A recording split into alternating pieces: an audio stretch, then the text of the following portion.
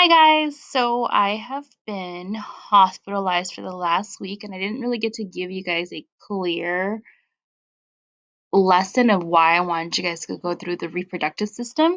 It's really important to understand the anatomy and the production of the sperm and the egg, and that's why we have to go through the reproductive system. So we're going to go through the male reproductive system first. I know you've already written it down, but I'm just going to go through it real quick with you guys. So the main functions of the male reproductive system is just to produce the sperm, and unlike the women, sperm is produced when the male goes through puberty from ages 12 to 15, just depending on when you start your puberty. And then you have the scrotum, which holds the testicles in the epididymis. Um, and then inside the scrotum sac is the testicle.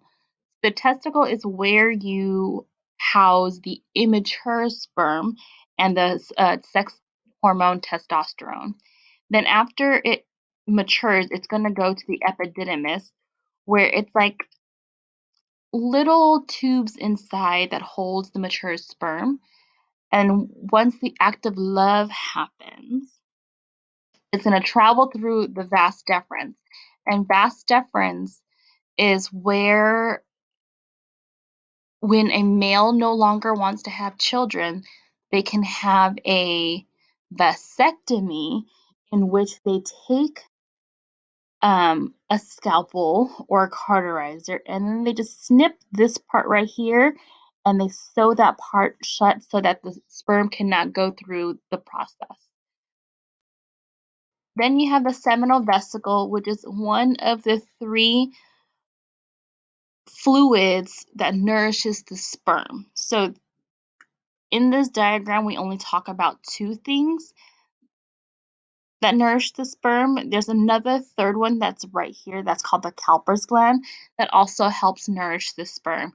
Now, if anything like the seminal vesicle or the prostate gland, if one of those three things do not work, then the male is infertile because those three nourishments if those three fluids do not nourish the sperm will die. And if a sperm dies, you can't have children. Then you have the urethra, which has two functions. One is to let out the fluids in the bladder, the urine in the bladder, and then two is how the sperm and the semen gets out of the body and into the female. Now, sperm and semen are two separate things. So, sperm is what is found in the testicle, and semen is the mixture of the sperm, the seminal vesicle, the prostate gland, and the Cowper's gland. So, those four things is what semen is made out of, but semen is not sperm. Those are two separate entities.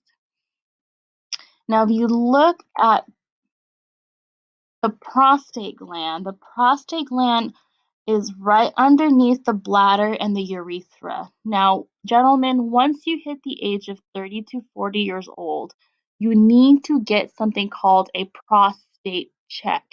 Now, when you're 40 to 50 years old, you have to get it annually. That's every year, where the doctor will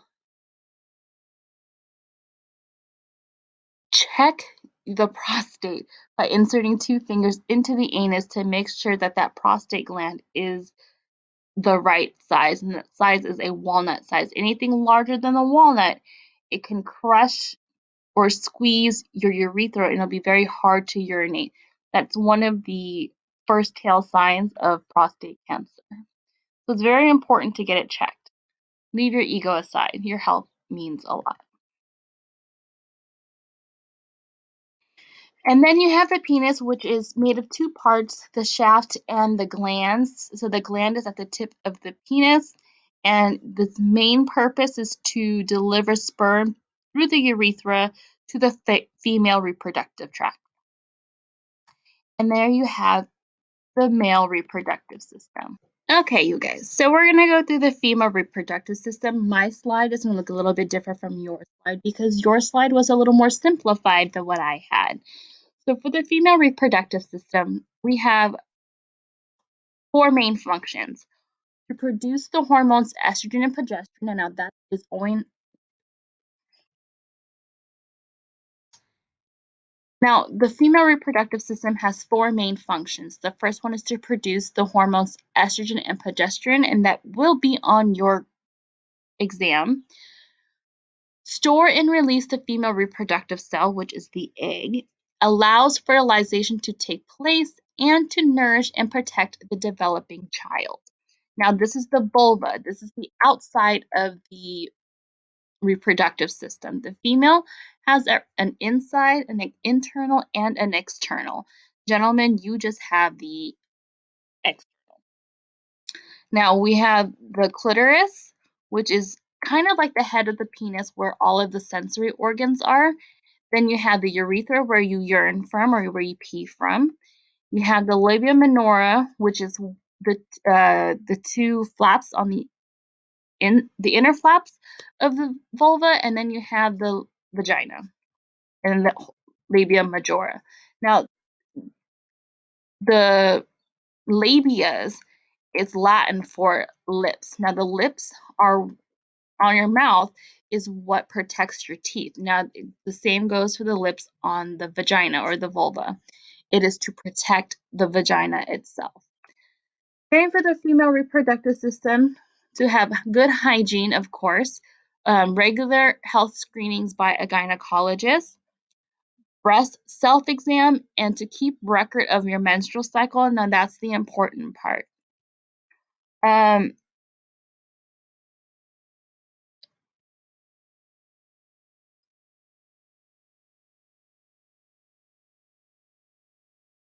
So we're going to talk about the internal, something that you cannot see. This is the part of the reproductive system that's inside of the body. Now, part the first part of the journey for the egg to be released is the ovaries. This is where all of our eggs are, ladies. We've had these eggs since we were born. This is also where progesterone and estrogen is produced. Then you have the fallopian tubes, which is the travel channel for the eggs to hit the uterus. This is the uterus. It is going to be, this is the uterus. It is a pear-shaped type organ that can expand to a very large size because that is where the baby will be housed for 9 months. Now, here's the cervix. Now, you guys, I'm going to show you a picture. Okay, the cervix is this small little opening here. So that's where the baby is going to get out. Now, it needs to be at least 10 centimeters for the baby to be able to leave the uterus. All right, guys, here is a picture of what it looks like to be dilated 1 centimeter all the way to 10 centimeters. Now, when you are at 1, there's nothing happening. You're not going through your period. You're not doing anything. It is what it is. It's just a normal day. Now, when you are going through your menstrual cycle and you're having cramps, what's going to happen is it's going to open just a little bit so all of the blood and all the tissue can be expelled from your uterus. And ladies, that is when you start feeling cramps. It's right around 1 to 2 centimeters. Now, when a mother is going to give birth, her cervix needs to go from 0 or to 1 to 10. Now, imagine, ladies, if you already have cramps and you're dying with your cramps every month, imagine getting to number 10. That's going to be very painful. Okay, so now we're going to talk about birth control.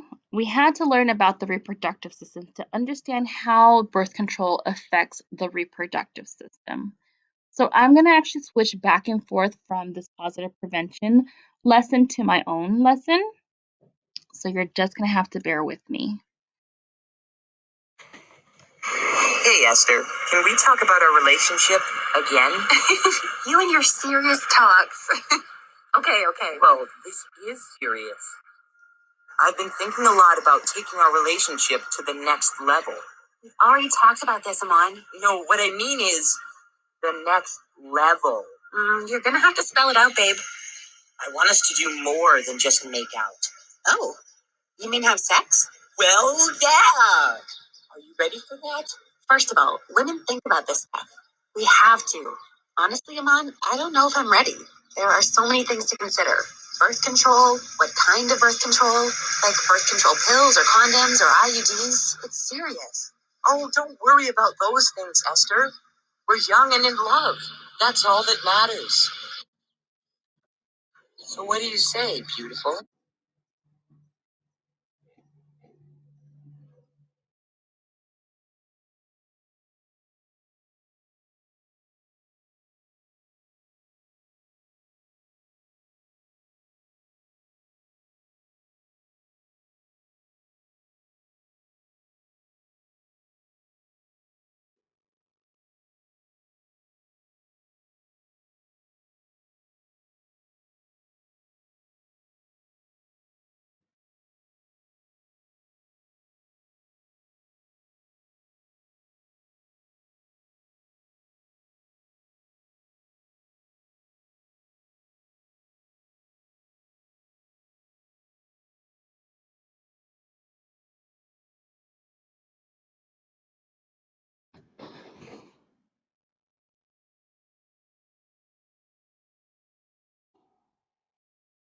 All right, so there are two types of contraception. There is the barrier method, which is like the condom.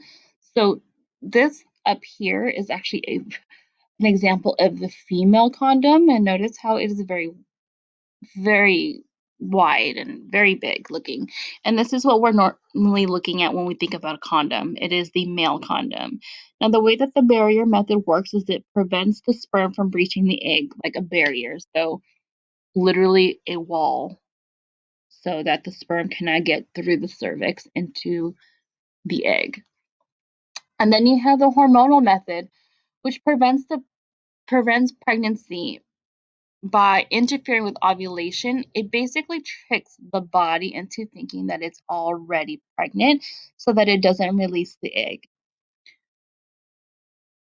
The condoms can be found over the counter. The hormonal method have you need to get a prescription, and they're only available for the females because they're the only ones that releases the egg. I'm going to go ahead and switch over to my lesson now because they don't really give you examples of what these birth controls are. So again, contraceptives are the deliberate prevention of conception or impregnation. And of course, the first type of birth control is abstinence, and that's abstaining from any sexual acts, whether it be vaginal, anal, or oral. Now, that term is also going to be on your exam. It is the only form of birth control that's 100% effective in preventing pregnancy and STDs. All right, just a recap. Condoms work by keeping semen from entering the vagina. When properly used, latex and polyurethane condoms are effective against most STDs, and they are a one-time use. Hormonal methods prevent the eggs from being released to the ovaries. So the first hormonal method we're going to talk about is the birth control pill, and it contains hormones in each set of pills. So if you look at the background, there's 1, 2, 3, 4. So 4 rows of pills, one for each week. So the first three, so the first 3 rows of pills have the hormones in them. And it's really important that you take the pills every single day at the same time. And that way it could be the 99.9999% effective. Now, if you forget the pill, maybe an hour or two, it decreases the effectiveness of the pill. And so if you forget one day and you double up, it really does drop the effectiveness considerably. The pill does not protect against STDs. And then you have the intrauterine device, which is this T-shaped device here. It has the hormones in that center area. Now, it works for about 3 to 5 years. The one on top here is made of copper, and that can be used for 10 years before you replace it. And then you have the implant, which is a matchstick size device, which they put in your upper arm area, and that is good for 3 to 5 years, just depending on the brand. All right, and then we also have something called the patch, and I don't really recommend the patch for teenagers because, like the patch, it's kind of like a band-aid where you could put on your stomach, on your back, on your arm. Now, if you are wearing certain types of clothes or if you're really sweaty, the patch can come off and you do need to get another week's worth of patches, and that's gonna get quite expensive. So I don't really suggest those brands. And then I do want to talk about the safe surrender law, where the mother or father could surrender a baby within 72 hours of birth. The two places that are safe surrender sites are hospitals and fire departments. And the reason why you want to bring it to a fire department versus the police station is because firemen or firewomen are trained EMTs, so they could check for the vitals of the baby. Parents can reclaim their child within 14 days of dropping the baby off at a site. If the baby is not reclaimed by the biological parents, then the baby is going to be placed for adoption. So methods teens should avoid. So I'm gonna actually add one in here, which is one of the patch. So sterilization for teens is not recommended. So sterilization is basically getting your tubes tied or the vasectomy, which I was talking about during the reproductive system. One, the pull-out method. Well, pull-out games are not strong because we were all here. We are all the winners. And then the fertility awareness. So the rhythm method is just when the woman looks at her calendar to make sure when she's going to be ovulating or not. What is plan B? What if all of your birth control failed you? What are you going to do? You are going to get the morning after pill. You can find this over the counter, but it is $70 over the counter. It stops the release of an egg. It's basically like birth control on steroids. Works best within 3 to 5 days after unprotected sex. After the 5 days, you're kind of wishing or hoping to the gods. How do you locate family planning services? There's a list of FPACT or Family Pact clinics on your cell phone, or you could text that number. There's also a clinic on 147th and Hawthorne is Planned Parenthood. Not sure if they're open at this time, but that's an option for you.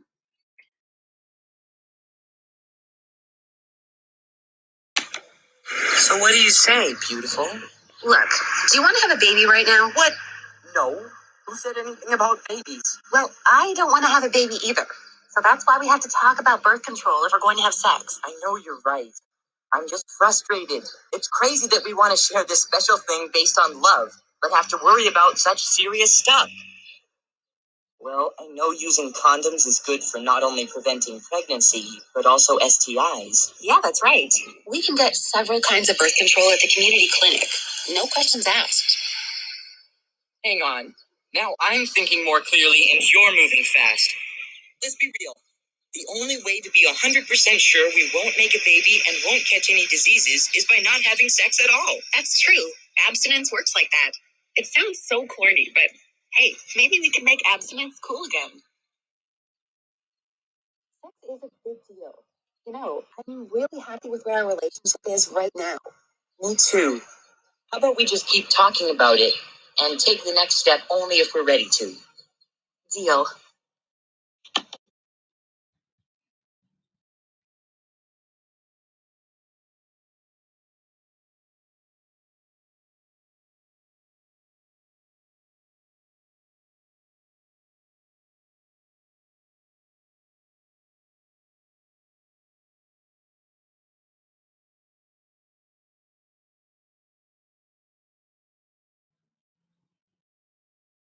All right, so go ahead and go to your positive prevention workbook and do lesson 5.